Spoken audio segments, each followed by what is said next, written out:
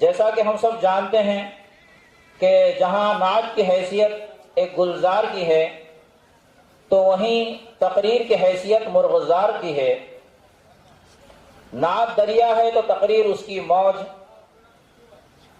نعت کہکشاں ہے تو تقریر اس کی مسکراہٹ، نعت چمن ہے تو تقریر اس کا پھول، نعت اگر پھول ہے تو تقریر اس کی پتیاں، نعت اگر پتیاں ہیں تو تقریر اس پر بکھرنے والی شبنم، اور اسی سنگم پر چمن کا حسن نکھرتا اور برقرار رہتا ہے۔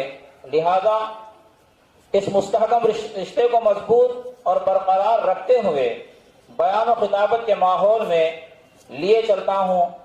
اسی مقصد کے لیے میں جامعہ ہاذا کے ایک طالب علم ریحان خان ابن غوث خان کو میں دعوت دیتا ہوں کہ وہ آئے اور والدین کی اہمیت کے عنوان سے تقریر کریں۔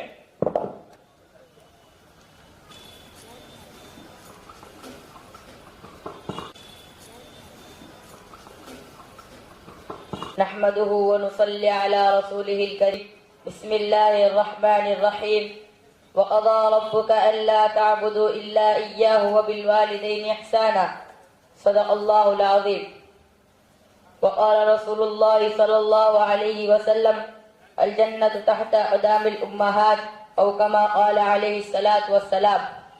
محترم صدر جلسہ، حضرات علماء عظام اور سامعین ذی احتشام، آج میں آپ حضرات کے سامنے والدین کا مقام اور موجودہ حالات کے عنوان پر لب کشائی کی جسارت کر رہا ہوں۔ امید کرتا ہوں کہ آپ حضرات بغور سماعت فرما کر میری حوصلہ افزائی فرمائیں گے۔ اللہ مجھے صحیح کہنے اور ہم سبھی کو اس پر عمل کرنے کی توفیق عطا فرمائے۔ سامعین محترم، والدین اللہ تعالیٰ کی ایک عظیم نعمت ہے، ان کا سایہ اولاد کے لیے باعث رحمت ہے، ان کا انداز صلاح و شفقت ہے، ہر ایک پر لازم ان کی اطاعت ہے۔ جس کی زندگی میں والدین کی خدمت ہے وہ بڑا ہی باعظمت ہے، اسی کے لیے اللہ کی قربت ہے، اس لیے کہ ان کے قدموں تلے جنت ہے، یہی فرمان خدا اور پیغام رسالت ہے۔ حاضرین عظام، والدین کا مقام مرتبہ اتنا بلند ہے کہ اللہ جل جلالہ نے بہت سارے مقامات پر اپنے حق کے ساتھ والدین کے حق کو بیان فرمایا۔ چنانچہ کبھی تو فرمایا وَقَضَى رَبُّكَ أَلَّا تَعْبُدُوا إِلَّا إِيَّاهُ وَبِالْوَالِدَيْنِ إِحْسَانًا إِمَّا يَبْلُغَنَّ عِندَكَ الْكِبَرَ أَحَدُهُمَا أَوْ كِلَاهُمَا فَلَا تَقُل لَّهُمَا أُفٍّ وَلَا تَنْهَرْهُمَا وَقُل لَّهُمَا قَوْلًا كَرِيمًا واخفض لهما جناح الذل من الرحمة وقل رب ارحمهما كما ربياني صغيرا، یعنی اللہ کے علاوہ کسی کی عبادت نہ کرو اور والدین کے ساتھ حسن سلوک کرو۔ ان میں سے ایک یا دونوں بوڑھے ہو جائے تو ان کو اف تک بھی نہ کہو، ان کو مت جھڑکو، ان کے ساتھ نرم اور اچھی گفتگو کرو، ان کے سامنے نرمی اور محبت کے بازو جھکا دو اور ان کے لیے دعا کرو کہ اے اللہ ان پر اپنی رحمت نازل فرما، جیسا کہ انہوں نے بچپن میں مجھے پیار سے پالا ہے۔ تو پتہ چلا کہ اللہ نے اپنے حق کے فوری بعد والدین کے حق کو ادا کرنے کا حکم فرمایا۔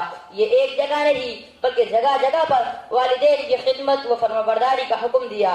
چنانچہ سورہ نساء میں وَاعْبُدُوا اللَّهَ وَلَا تُشْرِكُوا بِهِ شَيْئًا وَبِالْوَالِدَيْنِ إِحْسَانًا فرمایا۔ تو سورہ انعام میں اللہ تشرکوا بہ شیئا وبالوالدین احسانا، تو سورہ عنکبوت میں وَوَصَّيْنَا الْإِنسَانَ بِوَالِدَيْهِ کی ترغیب دی۔ تو سورہ لقمان میں اللہ نے اپنے شکر کے ساتھ والدین کے شکر کو ادا کرنے کی تعلیم دیتے ہوئے ان اشکر لی وَلِوَالِدَيْكَ فرمایا۔ تو والدین کے مقام سے آگاہ کرنے کے لیے رب الرحمن نے اپنے قرآن میں بنی اسرائیل سے لیے ہوئے عہد کا تذکرہ فرمایا۔ وَإِذْ أَخَذْنَا مِيثَاقَ بَنِي إِسْرَائِيلَ لَا تَعْبُدُونَ إِلَّا اللَّهَ۔ حاضرین مجلس، والدین کا مقام مرتبہ بہت بلند ہے، یہی وجہ ہے کہ ان کی خدمت کرنے کی بار بار تعلیم دی گئی، ان سے اچھی گفتگو کرنے اور ان کے لیے دعا کرنے کا طریقہ سکھایا گیا، اور نبی رحمت حضرت محمد رسول اللہ صلی اللہ علیہ وسلم نے ان کی اطاعت و خدمت کو حصول جنت کا ذریعہ بتلایا۔ ان کی نافرمانی و نااہلی کو ان کی رضا پر موقوف کیا، ان کی طرف نگاہ محبت ڈالنے کو مقبول حج کے برابر قرار دیا، ان کی خدمت کو جہاد سے افضل قرار دیا۔ کیا بہترین ارشاد فرمایا ہمارے آقا شہنشاہ کون و مکان حضرت محمد مصطفیٰ صلی اللہ علیہ وسلم نے کہ الوالد اوسط من ابواب الجنہ۔ تو دوسری جگہ ارشاد فرمایا الجنت تحت اقدام الامہات، کہ ماں کے قدموں تلے جنت ہے۔ کسی شاعر نے کیا یہ خوب کہا ہے کہ جہاں کے رب نے ماں کو عظمت کمال دی، اس کی دعا میں آئی مصیبت بھی ٹال دی، حدیث پاک میں ماں کی ایسی مثال دی کہ جنت اٹھا کے ماں کے قدموں میں ڈال دی۔ اور حاشی فیروز آبادی نے کیا خوب کہا ہے کہ اس کی ایڑی پر مجھ چھوٹی لگتی ہے، ماں کے قدموں تلے جنت چھوٹی لگتی ہے۔ محترم حضرات، جو والدین کا مرتبہ اتنا بڑا ہے تو ہمیں چاہیے کہ ہم والدین کی خوب خدمت کریں، ان کی ہر بات پر اپنی جان فدا کریں، مگر جب ہم اپنے معاشرے پر ایک سرسری نظر دوڑاتے ہیں تو یہ کہتے ہوئے شرم محسوس ہوتی ہے کہ آج اولاد والدین کی ناقدری کر رہی ہے، والدین کو تکلیف پہنچانا ان کا مشغلہ بن گیا ہے، وہ والدین کی خدمت کے بجائے خود ان سے خدمت لیتی ہے، ان کو راحت پہنچانے کے بجائے اذیت پہنچاتی ہے، بڑھاپے میں ان کے لیے ڈھال بننے کے بجائے وبال بن جاتی ہے، ان کا ادب کرنے کے بجائے ان کو گالیاں بکتی ہے۔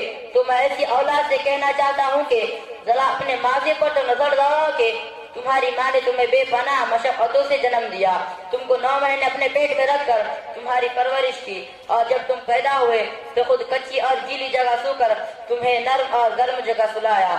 ارے وہ وقت بھی تو یاد کرو، تمہارے والدین نے خود نہیں کھایا مگر تمہیں کھلایا، خود نہیں پہنا مگر تمہیں پہنایا، اپنی ضرورتوں کو چھوڑ کر تمہاری خواہشات کو پورا کیا، مگر آج ذرا سا کیا جوان ہو گئے، اپنے ہی مشفق اور رحم دل والدین کو آنکھیں دکھا رہے ہو، اپنی ہی ماں پر مصائب کے پہاڑ توڑ رہے ہو۔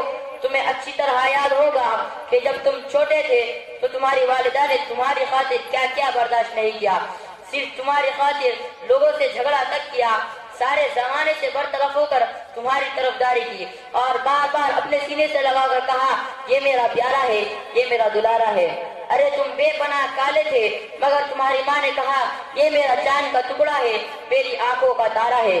الغرض ماں کے بے شمار احسانات ہیں جن کا تذکرہ ہمارے بس کی بات نہیں، مگر ظالم اولاد اتنے سارے احسانات کے باوجود ظلم پر ظلم کرتی ہے اور انہی ہاتھوں سے اپنی ماں کو مارتی ہے کہ جن ہاتھوں کو اس کی ماں نے کئی مرتبہ محبت سے بوسا لیا۔ میں یاد دلانا چاہتا ہوں کہ یہ ماں ہے جس کے پیٹ میں 9 مہینے بوجھ بن کر تم نے ابتدائی زندگی گزاری ہے، یہی ماں ہے جس نے دشوار مراحل سے تمہاری محبت میں برداشت کیا، یہی ماں ہے جس کے پیٹ میں تمہاری آنکھیں بنی جس سے تم اپنی ماں کو آنکھیں دکھا رہے ہو، یہی ماں ہے جس کے پیٹ میں تمہاری زبان بنی جس زبان سے تم اسے گالیاں بک رہے ہو، یہی ماں ہے جس کے پیٹ میں تمہاری یہ کان بنے جس سے تم غیر کی بات سن کر اپنی ماں کو ڈانٹ رہے ہو، یہی وہ ماں ہے جس کے پیٹ میں تمہارے یہ ہاتھ بنے جس سے تم اس کو دھمکی دے رہے ہو، یہی ماں ہے جس کے پیٹ میں تمہارے یہ قدم بنے جس قدم کو تم اسے ناراض کرنے کے لیے اس کی مرضی کے خلاف اڑا رہے ہو۔ ارے یہی وہ ماں ہے جس کے بارے میں سرکار دو جہاں نے بارہا اس کی تعظیم کرنے کا حکم فرمایا کہ ایک مرتبہ ایک صحابی بارگاہ رسالت میں حاضر ہوئے اور عرض کیا یا رسول اللہ، میری ماں بوڑھی ہے اور میں نے اسے اپنی پیٹھ پر بٹھا کر گھر سے پیدل چل کر حج کروایا ہے، تو آپ بتلا دیجئے کیا میں نے اپنی ماں کا حق ادا کر دیا؟ قربان جائے سرکار مدینہ کے اس ارشاد پر ہمارے آقا محمد رسول اللہ صلی اللہ علیہ وسلم نے فرمایا ماں کا حق ادا کرنا تو دور کی بات ہے، تم نے اس کی ایک آنکھ کا بھی حق ادا نہیں کیا جو پیٹ میں تمہارے ایک مرتبہ کروٹ بدلنے سے نکلی ہے۔ سامعین باوقار، آخر میں یہ بتلا کر اپنی بات کو ختم کرتا ہوں کہ جو اولاد اپنے والدین کے قدردان اور ان کی خادم رہے گی تو ان کی اولاد بھی وفادار اور خدمت گزار رہے گی، اور جس نے بھی اپنے والدین کی ناقدری اور نافرمانی کی تو اس کی اولاد بھی بے وفا اور نافرمان بن گئی۔ ایسے میں بے شمار واقعات ہے کہ ایک مرتبہ ایک شخص نے اپنے والد کو گھسیٹتے ہوئے گھر سے باہر نکال دیا، جب دہلیز کے قریب پہنچا تو اس کے والد نے کہا بیٹا ٹھہر جا، اس لیے کہ میں نے بھی اپنے والد کو یہیں تک گھسیٹا تھا۔ تو پتا چلا کہ جیسا کرنا ہے ویسا ضرور بھرنا ہے، اس لیے آئندہ کی خوشحالی کے لیے اور جنت کی حصول یابی کے لیے اور اللہ و رسول اللہ کی خوشنودی کے لیے والدین کی خدمت بے حد ضروری ہے۔ ایک بات یاد رکھ لیجئے، والدین کے دل و زبان سے نکلنے والی دعا فوراً عرش پر پہنچتی ہے اور بارگاہ عزت میں ضرور قبول ہوتی ہے، اور والدین کے دل سے نکلنے والی ایک آہ بھی عرش الہی کو ہلانے کے لیے کافی ہے۔ اللہ سے دعا ہے کہ اللہ ہمیں والدین کی قدر کرنے کی توفیق نصیب فرمائے، آمین۔ وآخر دعوانا الحمدللہ رب العالمین۔ یہ نورانی محفل کے اندر جہاں پر جو ہے فرشتوں کا نزول، جہاں پر انوارات کا نزول ہوتا ہے، ایسی محفل کے اندر ہم ہیں، تو لہذا جو ہے ادب کے ساتھ اور بڑے یعنی وقار کے ساتھ اگر ہم سنیں گے تو انشاءاللہ اللہ تبارک و تعالیٰ ان جو ہے بچوں کی زبانی جو تقریریں سنیں گے، علماء کرام کی زبانی جو تقریریں سنیں گے، اللہ پاک ہمارے دلوں کے اندر پیوست کریں گے اور پھر جو ہے عمل کرنا ہمارے لیے آسان ہوگا۔ تو اب میں جو ہے مزید اس جو ہے کارواں کو آگے بڑھاتے ہوئے ایک چھوٹے سے طالب علم محمد حماد ڈاکٹر حامد صاحب جو ہے تو میں دعوت دیتا ہوں کہ وہ آئیں اور نماز کے عنوان سے جو ہے تقریر کریں۔ وسلام على عباده الذين اصطفى عما بعد قال رسول الله صلى الله عليه وسلم جعل قرة عيني في الصلاة وسلام على عباده الذين اصطفى عما بعد قال رسول الله صلى الله عليه وسلم جعل قرة عيني في الصلاة۔ عزیز السامعین، السلام علیکم ورحمۃ اللہ وبرکاتہ۔ میں آپ کے سامنے نماز کے موضوع پر اظہار خیال کرنا چاہتا ہوں۔ دعا کیجیے اللہ تعالی ہم سب کو اس پر عمل کی توفیق عطا فرمائیں، آمین۔ حضرات، نماز دین اسلام کا دوسرا عظیم ترین ستون ہے جس کے نماز دین اسلام کا دوسرا عظیم ترین ستون ہے اور ایمان کے بعد سب سے پہلا رکن ہے۔ نماز سب سے بڑی عبادت ہے۔ جس کے زندگی میں نماز ہے اس کے زندگی میں برکت ہے، عزت ہے اور راحت ہے۔ نماز اتنی عظیم شے ہے کہ اللہ تعالیٰ نے اسلام کے سارے احکام زمین پر عطا فرمائے، لیکن جب نماز کی باری آئی تو اللہ تعالیٰ نے اپنے محبوب حضرت محمد صلی اللہ علیہ وسلم کو شب معراج میں آسمان پر بلا کر عطا فرمایا۔ نماز خدا کا قیمتی تحفہ ہے کہ اس نے امت محمدیہ کو دے دیا۔ سامعین اکرام، نماز کا اندازہ اسی سے ہی لگایا جا سکتا ہے۔ قرآن شریف میں سب سے زیادہ اس عبادت کا ہی ذکر کیا گیا ہے۔ قرآن شریف میں سب سے زیادہ اس عبادت کا ہی ذکر کیا گیا ہے۔ حضرت محمد مصطفیٰ صلی اللہ علیہ وسلم نے اس کی فضیلت کو بار بار بیان فرمایا ہے۔ ایک جگہ فرمایا کہ جعل قرۃ عینی فی الصلاۃ، میری آنکھوں کی ٹھنڈک نماز میں ہے۔ ایک حدیث میں فرمایا الصلاۃ عماد الدین، نماز دین کا ستون ہے۔ آپ صلی اللہ علیہ وسلم نے فرمایا جب بچہ 7 سال کا ہو جائے تو اسے نماز کا حکم کرو، اور جب بچہ 10 سال کا ہو جائے اس کی نماز چھوٹنے پر مارو۔ سامعین اکرام، نماز چھوڑنا بہت بڑا گناہ ہے۔ آپ صلی اللہ علیہ وسلم نے فرمایا ایمان اور کفر کے درمیان فرق کرنے والی چیز نماز ہے۔ میرے بھائیوں، یہ نماز جس طرح دنیا میں عزت کا ذریعہ ہے، اس طرح آخرت میں ایمان والوں کی پہچان ہوگی۔ پھر جب نفسا نفسی کا عالم ہوگا، نافرمانوں کو فرما برداروں سے الگ کرنے کے لیے سجدے کا حکم کرا جائے گا۔ جو نافرمان تھے، نماز نہیں پڑھتے تھے، ان کی کمر میں تختہ لگایا جائے گا جس کی وجہ سے وہ لوگ سجدہ نہیں کر سکیں گے۔ جو نافرمان تھے، نماز نہیں پڑھتے تھے، ان کو حشر کے میدان میں سب کے سامنے ذلیل ہونا پڑے گا۔ دعا کیجیے آج سے ہم سب نماز کی پوری پابندی کریں گے انشاءاللہ تعالی، وما علینا الا البلاغ۔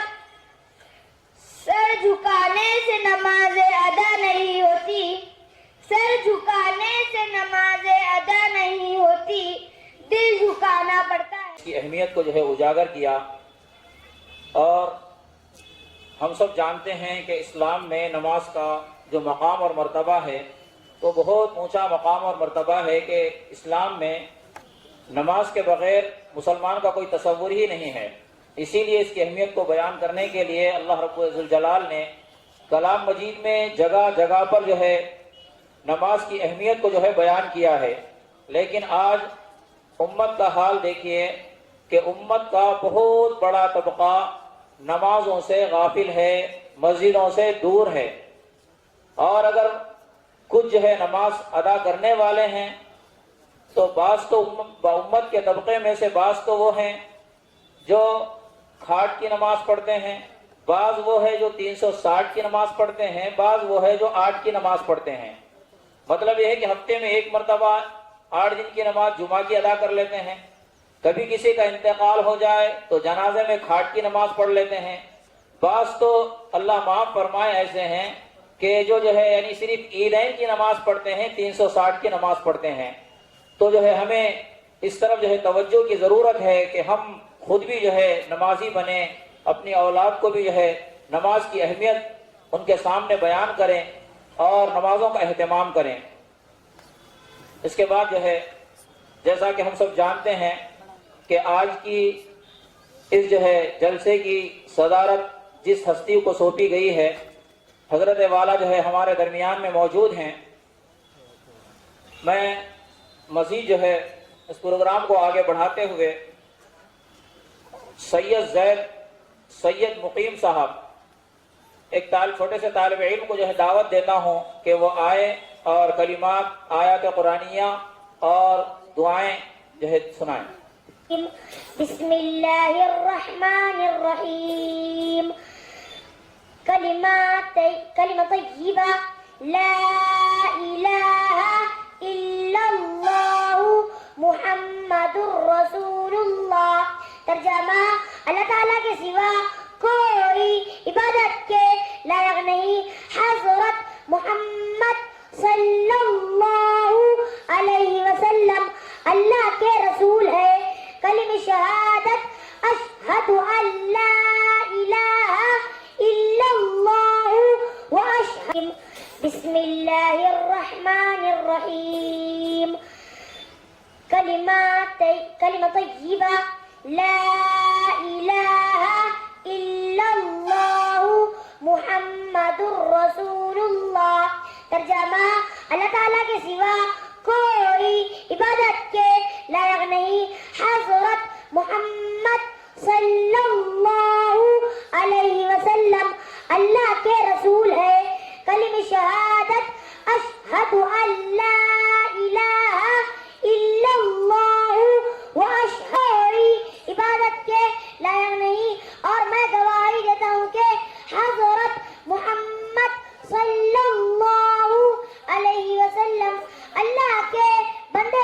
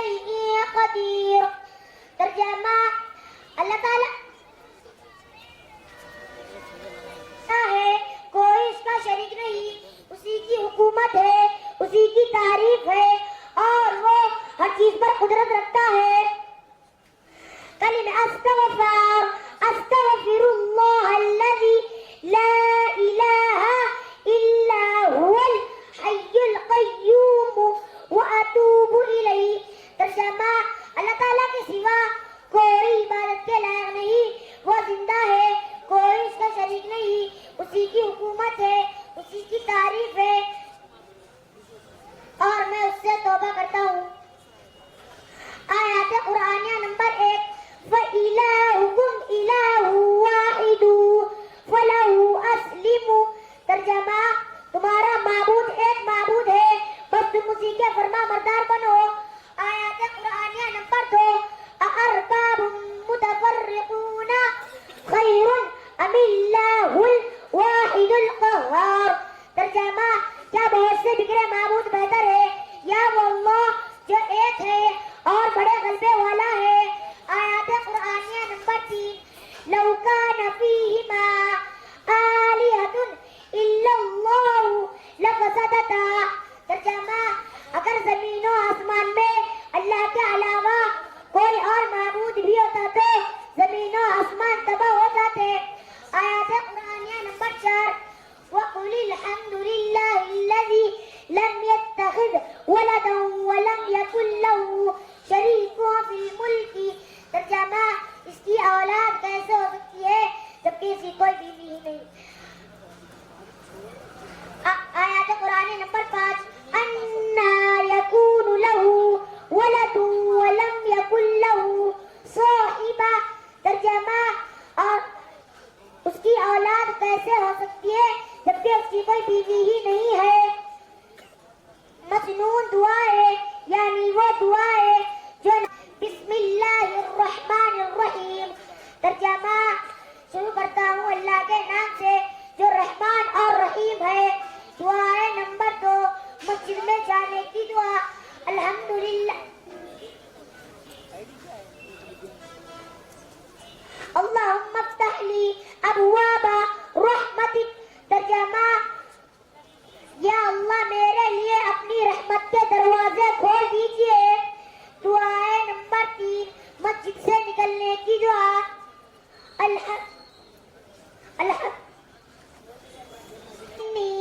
अस्अलुका मिन फ़ज़लिक। तर्जमा, या अल्लाह मैं आपसे आपका फजल मांगता हूँ। दुआएं नंबर 4 खाने और पीने से कब्र की दुआ। बिस्मिल्लाहि व अला बरकतिल्लाह। तर्जमा, अल्लाह ताला के नाम से शुरू करता हूँ और अल्लाह ताला की बरकत के साथ खाता हूँ पीता हूँ।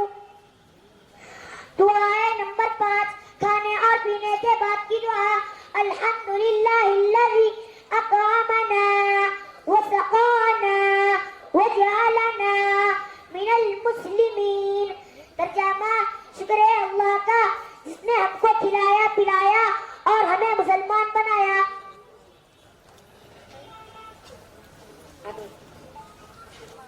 अभी आप हजरात जो है कलिमात ईमान आयत कुरानिया और अदइया मसनूना जो है समाअत फरमा रहे थे।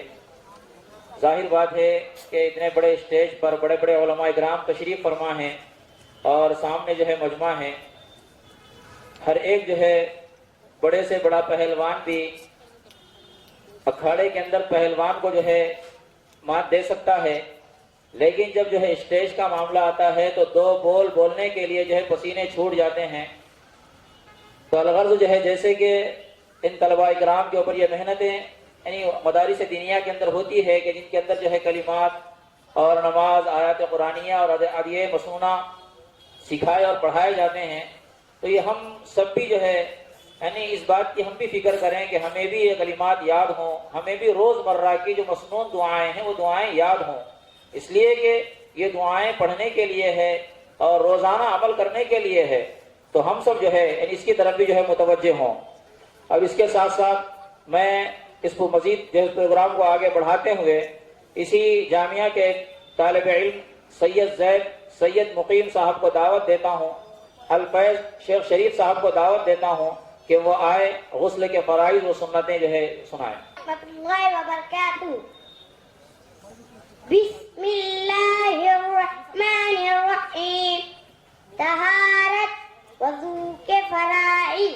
वज़ू में 4 फ़र्ज़ है।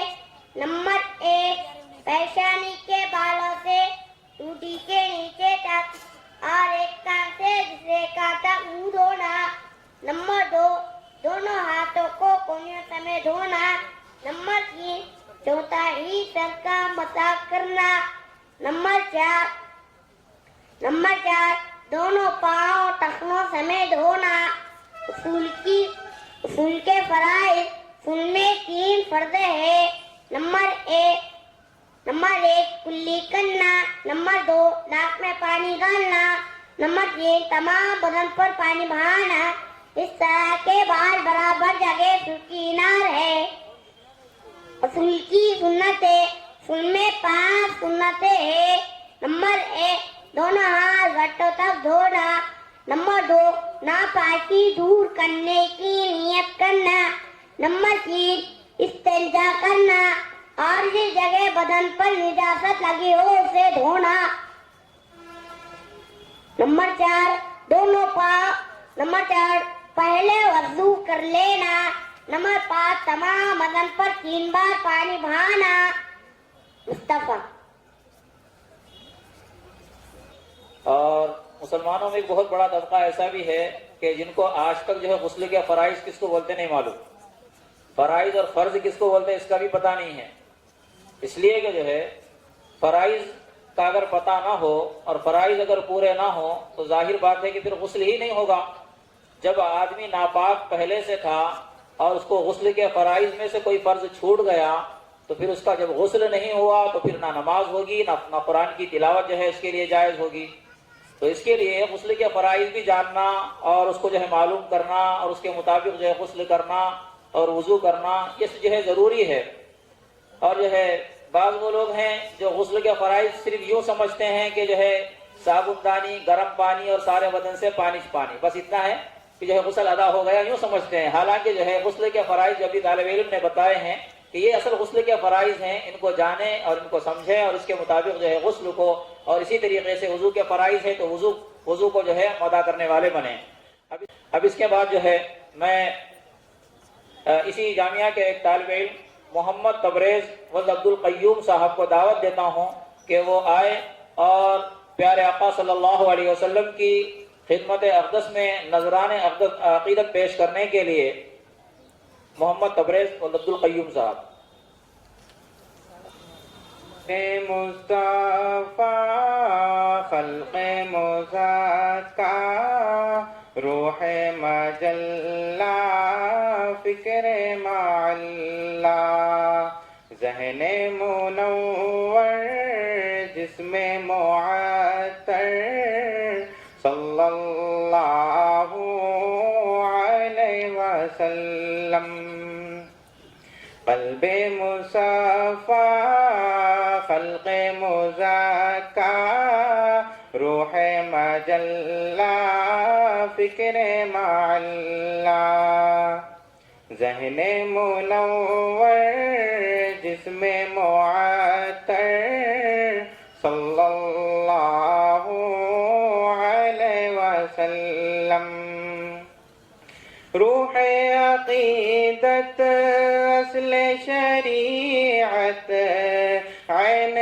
इबादत वजह सादत रूहे अक़ीदत असले शरीअत ऐन इबादत वजह सादत जाने मुताहर पैकर अनवर सल्लल्लाहु अलैहि वसल्लम हुस्न सरापा खल्क़े मुजस्सम रोए मुकर्रम फ़ख्रे दो आलम हुस्न सरापा खल्क़े मुजस्सम रोए मुकर्रम फ़ख्रे दो आलम इश्क़ का मज़हर लुत्फ़ का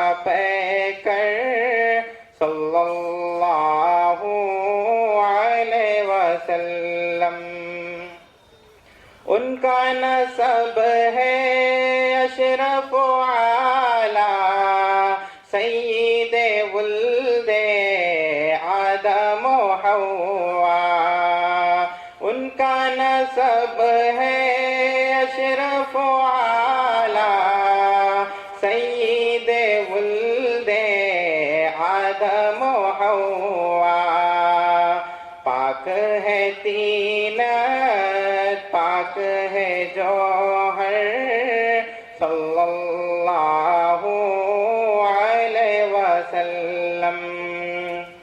رونق دنیا زینت عقبا، نازش موسیٰ رشک عیسیٰ۔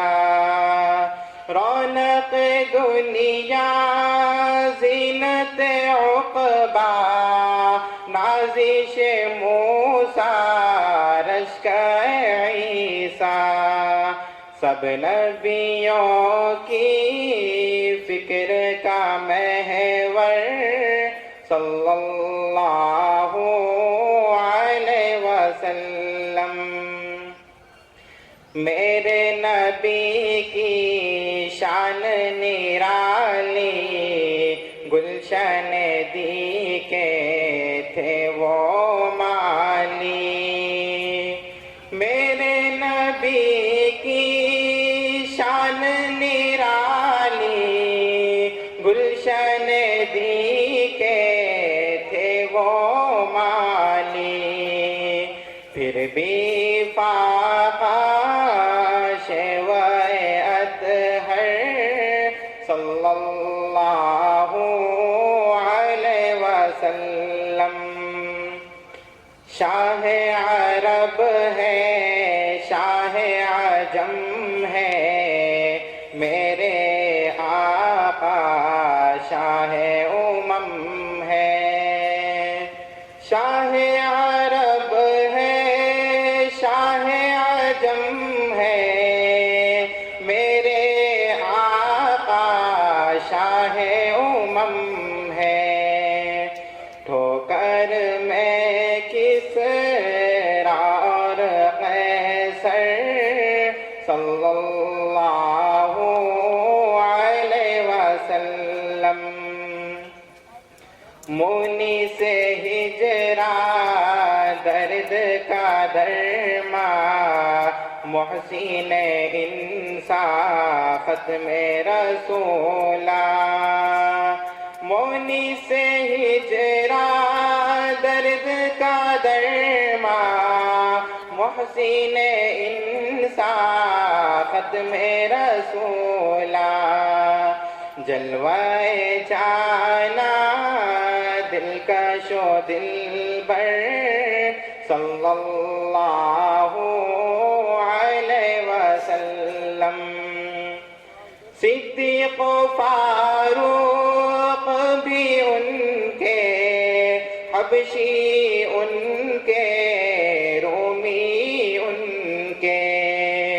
صدیق و فاروق بھی ان کے، حبشی ان کے، رومی ان کے۔ ان کے عثمان ان کے حیدر، صلی اللہ علیہ وسلم۔ مدح نبی میں طرز و سخن ہے، خوشبو سے مہکا دامن ہے۔ مدح نبی میں طرز و سخن ہے، خوشبو سے مہکا دامن ہے۔ دل میرا تسلیم و کوثر، صلی اللہ علیہ وسلم۔ قلب مصفا خلق مزکا، روح مجلہ